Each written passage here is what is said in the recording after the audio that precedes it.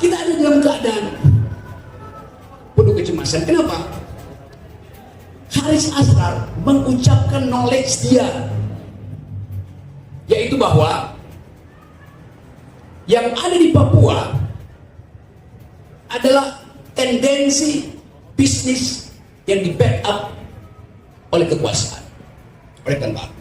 Riset LSM menunjukkan dan tren bahwa operasi-operasi militer di Papua itu terkait dengan upaya penguasaan mineral di Papua.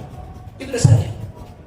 Jadi tadi dalam pengertian Michel Foucault, harus memproduksi pengetahuan alternatif, tapi justru itu menyebabkan dia dijerat. Dari teman yang belajar akidah dan filsafat itu, siapa tadi yang kamu sebut? Paulo Freire. Michel Foucault. Ada yang tahu nggak nama itu? Michel Foucault, anak fisik. Nggak tahu ya? Oke.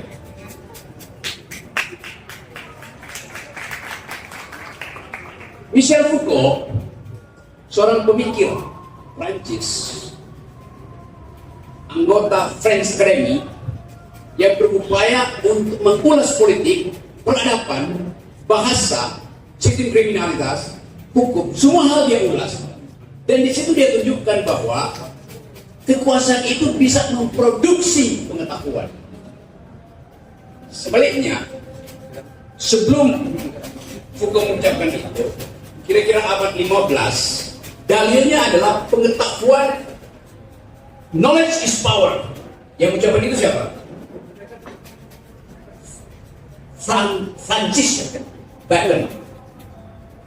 Dia mengatakan bahwa kalau Anda punya pengetahuan, maka itulah kekuasaan. Sejarah berubah, dan ketika totalitarianisme di Eropa mulai berlangsung, justru kekuasaan itu yang menghasilkan pengetahuan. Nazi memproduksi pengetahuan tentang rasisme berdasarkan riset-riset biologi. Teknologi memproduksi kekuasaan karena upaya untuk menghegemoni pikiran manusia. Seksualitas adalah kekuasaan laki-laki untuk menindas kekuasaan perempuan. Perempuan bisa berbalik menghasilkan pengetahuan dengan kekuasaan dia terhadap tubuhnya. Saya kasih contoh yang lebih ringan ya. Madonna. Anda tahu Madonna? Nonton filmnya In Bed with Madonna itu. Dirancang sama Madonna. Madonna sering dianggap mengeksploitasi tubuhnya untuk kepentingan uang. Jadi dianggap Madonna adalah bagian dari sistem kapitalis yang memproduksi tubuhnya untuk dinikmati oleh para laki-laki. Lalu Madonna membalik logikanya. Saya justru menundukkan laki-laki yang doyan melihat payudara saya. Karena itu saya pamerkan payudara saya. Jadi kekuasaan dia terhadap tubuhnya itu menimbulkan pengetahuan tentang dominasi perempuan terhadap laki-laki dengan upaya untuk menundukkan laki-laki. Jadi di situ kita bicara tentang hubungan antara power dan knowledge. Masih banyak kita terangkan. Karena yang bertanya adalah seorang yang belajar tentang akidah dan filosofi. Di kita hari ini, kekuasaan itu bahkan tidak memproduksi pengetahuan. Kekuasaan itu memproduksi amplop. Kekuasaan itu memproduksi baleho. Kekuasaan itu memproduksi BLT. Jadi tidak mungkin ada percakapan bermutu kalau kekuasaan itu bahkan menghalangi orang berpikir. Tadi, hari Senin ini, jam 3 tadi, ada berita masuk, Haris Azhar dituntut penjara 4 tahun. Haris Azhar adalah lawyer saya. Saya jadi tersangka terhadap kelakuan saya pada Jokowi, bajingan tolol. Jadi Anda bayangkan, sekarang pengacara saya akan masuk UI. Saya mau cari pengacara dari mana? Kita ada dalam keadaan penuh kecemasan. Kenapa? Haris Azhar mengucapkan knowledge dia, yaitu bahwa yang ada di Papua adalah tendensi bisnis yang di backup oleh kekuasaan, oleh tentara. Riset LSM menunjukkan pada tren bahwa operasi-operasi militer di Papua itu terkait dengan upaya penguasaan mineral di Papua. Itu dasarnya. Jadi tadi dalam pengertian Michel Foucault, harus memproduksi pengetahuan alternatif, tapi justru itu menyebabkan dia dijerat. Padahal ini adalah riset. Riset itu adalah pengetahuan. Riset itu adalah metodologi. Jadi Anda bayangkan bagaimana negara ini menghalangi orang berpikir metodologis. Apa penyebabnya? Negara takut pada pengetahuan. Padahal negara setiap hari memproduksi pengetahuan yang isinya hoax. Setiap hari Presiden Jokowi berbohong.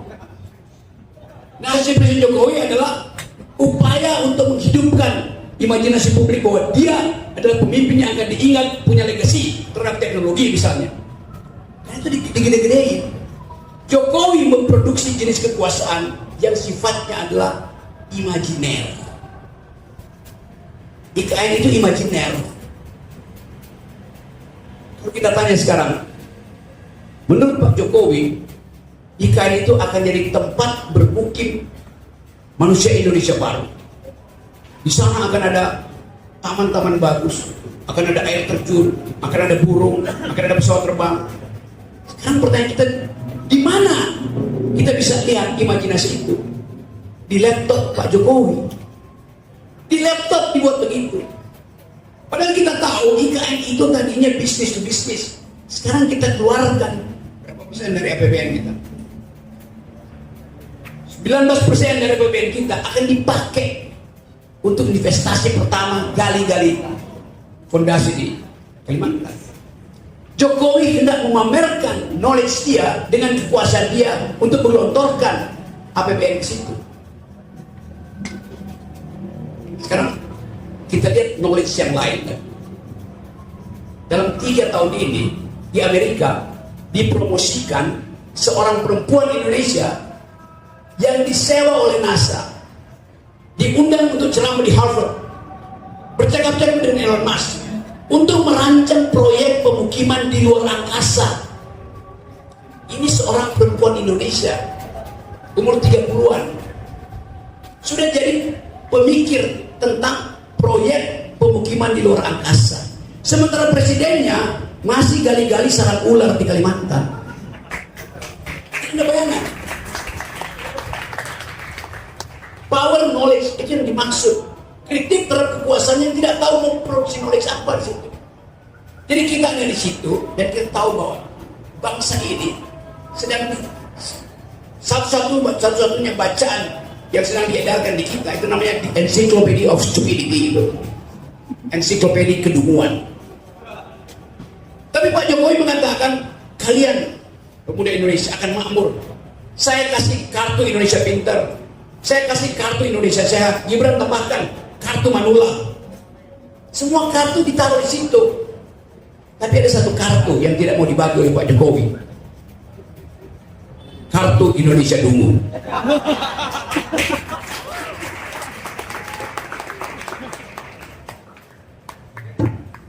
Baik, terima kasih.